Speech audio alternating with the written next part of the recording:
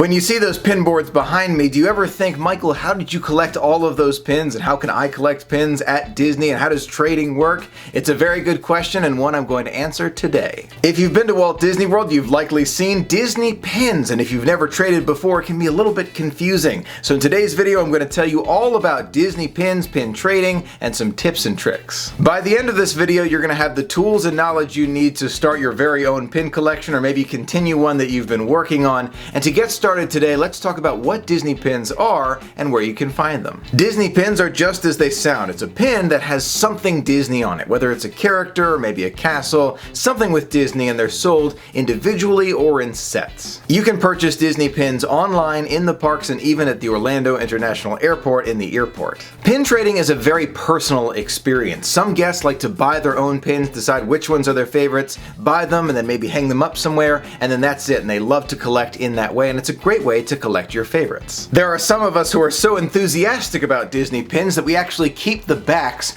of a lot of the pins that we get so we can remember all of those magical moments. If you're interested in keeping the back of your pins, which really makes for a nice design, you should note that it does take up extra space if you're thinking about hanging them up on a pin board. Others like to buy trader packs, where maybe you buy a less expensive pack of pins at Disney, and then you trade those pins for what you would consider to be an upgrade, maybe off of a cast member. You trade that pin and you get a pin that you really want. In my family, we have a name for that. It's called the tradable pins. We hang on to a few tradable pins that we're able to trade at any time. But for many of us, it's a combination of both. We like to buy a few that are extra special for us, and we like to trade a little bit when we see something extra special on a cast member. Now that we know what Disney pins are and where you can find them, let's talk about trading. And trading a Disney pin is extremely easy. You have the option to trade with cast members or fellow guests. Now, I personally don't trade pins with other guests. First of all, I don't want to accidentally pick up a scrapper pin or give one away accidentally, and I'll talk more about scrapper pins in a moment,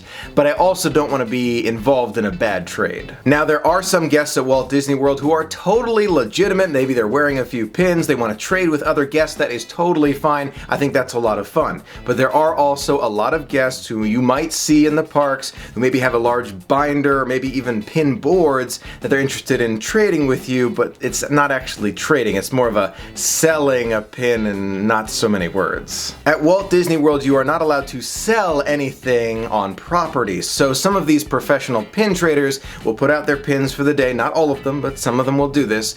And a guest will come up and say, oh, I really like that pin. And this professional pin trader with a lot of knowledge might suggest that instead of, trading one of the pins that you have, and they won't accept that you will go maybe to the pin trading central, maybe in Future World at Epcot, just maybe, and then you'll pick one up, buy one that they really want, and then you'll trade for the one that they have. And you never know what the pin that you're getting is, and you don't know the value of it. They know a lot more than you do. In my opinion, these are bad trades. Again, not all guest pin traders are like this. There are many guests who walk around maybe with a lanyard full of pins, or a vest full of pins, or a hat, and they're willing to talk about their pins. Maybe they're willing to trade, but if not, that's okay too. They can say no, because that is a guest, not a cast member. We'll get back to that. But I want you to know about this professional pin trader that you might see standing around some areas of Walt Disney World. As a general rule of thumb, if you see someone standing around with several books of pins, or maybe boards of pins, or sheets of pins, and they're standing in one place waiting for guests to come up to them, I would probably avoid them. That's just my 2 cents. Now, I did mention scrapper pins a little bit earlier. Let me touch back on that. You may have heard the term before, scrapper pin.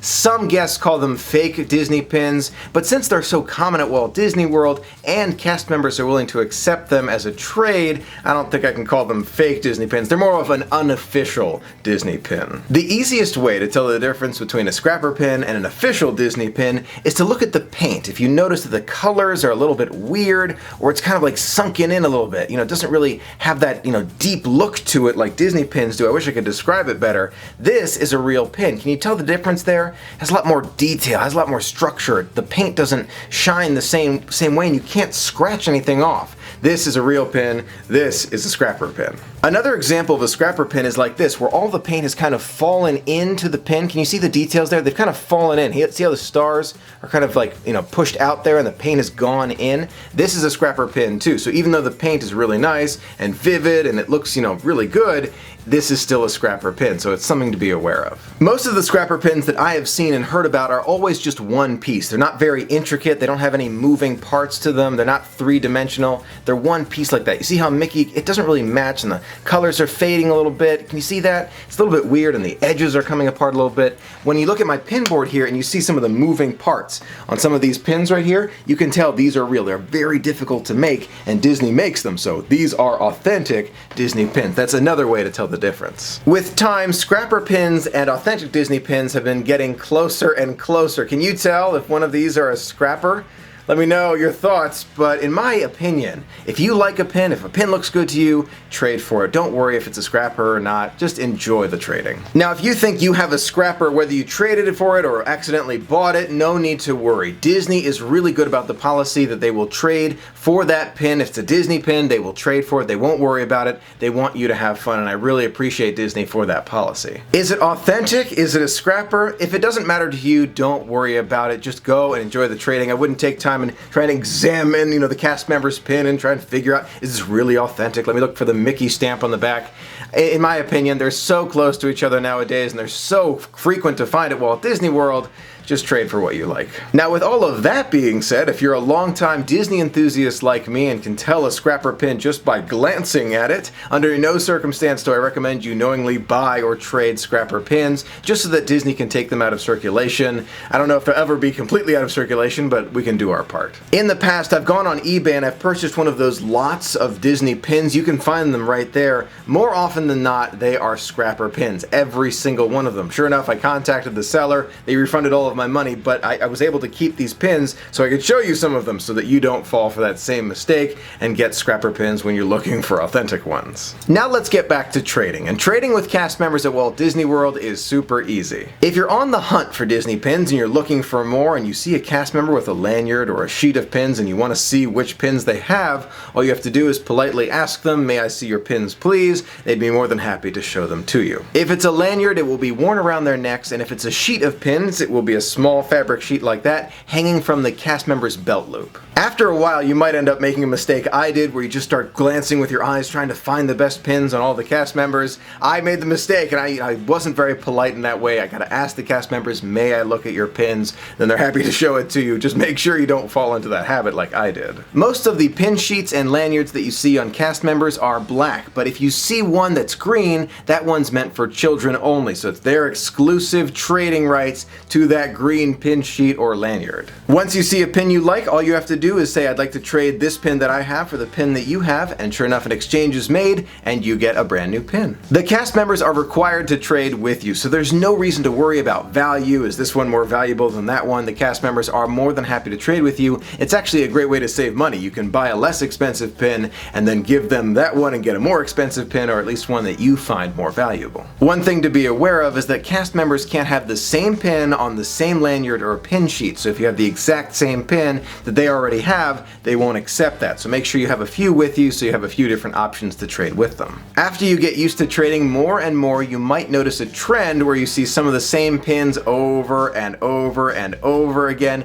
That's not a bad thing. It'll just make you a better eye looking for the right pin for you. There are many times where I'm walking around Walt Disney World and I see a pin on a cast member and I say to myself, "I really want that pin. That's really nice." I don't worry about value at all. Does this one cost more than that one? I don't really worry about it. I just enjoy the trading. It's part of the magic. Nowadays, that's even more common for me because if I'm looking for a very specific pin, usually I will buy it so I can get the back with it, and then if I see something special, then I will trade maybe a tradable that I have with a cast member's pin. Disney has all sorts of different pins, limited edition, limited release, cast member exclusive, retro, and even hidden Mickey. There are all sorts of different Disney pins that you can find. Which ones to collect is totally up to you. That's actually part of the magic, where you can choose something that's really important to you, something that means a lot to you, or something that has a story that you can relate to it. After you've collected your favorite Disney pins, you can tell my favorite method of presenting them is on cork boards, and this pin board will be featured in a future studio, but it's a great way to show off your favorites. Now, putting them in cork board is not the only way to show them off to friends and family. You can also wear them around, maybe on your favorite hat or a vest full of pins, or maybe on your own lanyard, or even in a book to show them off to friends and family. No matter where you put them, you do want to hang on to your favorites, and I have 2 tips to make sure that you never lose one of your favorite Disney pins. If you decide to put your favorite pins in a cork board like I do, I recommend once you find the perfect spot for it, you push it in the cork and then you don't take it back out. The reason for that is once you take it back out, it kind of loosens that cork a little bit and it kind of falls apart. I actually had an older pin board where the whole thing was falling apart because it kept moving the pins around in different order, or to take them off and put them on something else and then put them back in. It just didn't work. So if you're using a cork board, I recommend you put it in there once and then don't take it back out. Of course, there are other materials that you can use nowadays rather than just cork boards, like maybe a styrofoam or a different type of foam board that I've seen before where you can keep putting them in and taking them out and change them around. It's not a problem at all. So there are all sorts of options. If you're thinking about wearing your favorite pins maybe on a lanyard or a piece of clothing, the last thing you want to happen is at the end of the day to notice that it is gone. And one thing that I've noticed is that these Mickey backs, even though they're really, really nice, won't hold on there if it's a strong pull that kind of pulls the pin away from you. Now, if you're thinking about wearing your favorite pin out to show to the world, I recommend using what's called a locking pin back. I have tried several different locking pin backs in the past. I have this one right here, which is kind of the clamp one. It doesn't work too well because they just fall apart really easily. Then you have these circular ones, which are, they're good,